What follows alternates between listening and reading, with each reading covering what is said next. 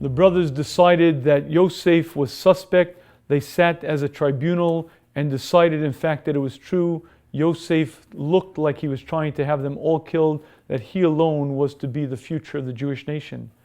They decided that the only recourse was to, in fact, eliminate him.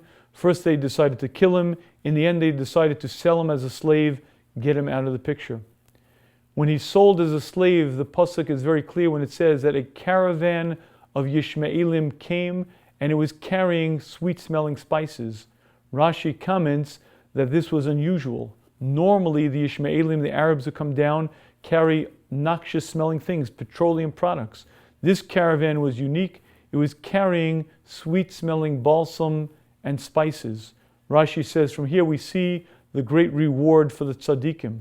Hashem rewards the righteous. Hashem arranged that a very unique caravan would be here. Hashem didn't want Yosef to have to travel down to Mitzrayim with noxious smells. So Hashem arranged for beautiful smelling things to be there so that the traveling down should be comfortable. This Rashi is very difficult to understand because Yosef is now entering a very dark period in his life.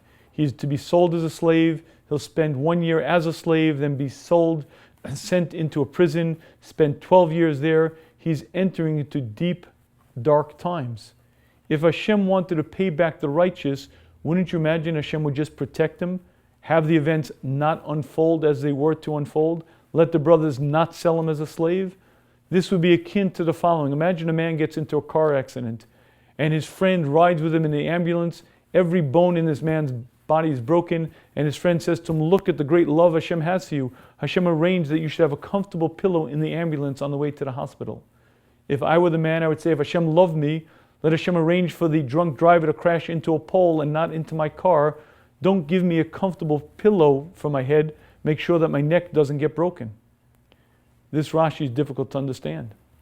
And I believe the answer to this Rashi really is quite simple. And that is that there are certain events in life that have to unfold, that have to happen.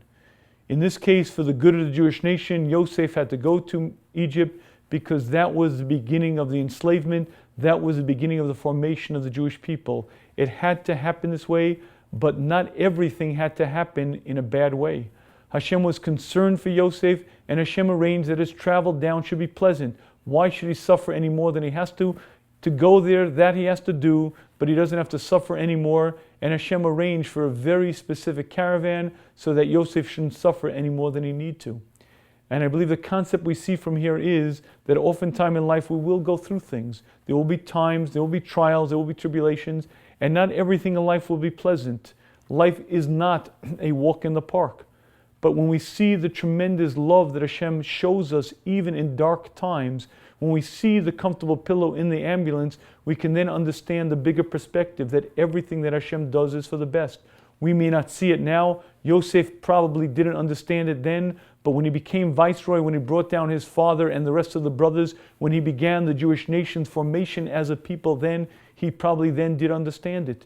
So to us, when we go through trials and tribulations, it's oftentimes difficult to see the loving kindness, but when we see the comfortable pillow, when we see one element, we're able to understand that everything that Hashem does for the best. Sometimes it takes introspection, sometimes it takes seeing that one little chesed, that one little kindliness.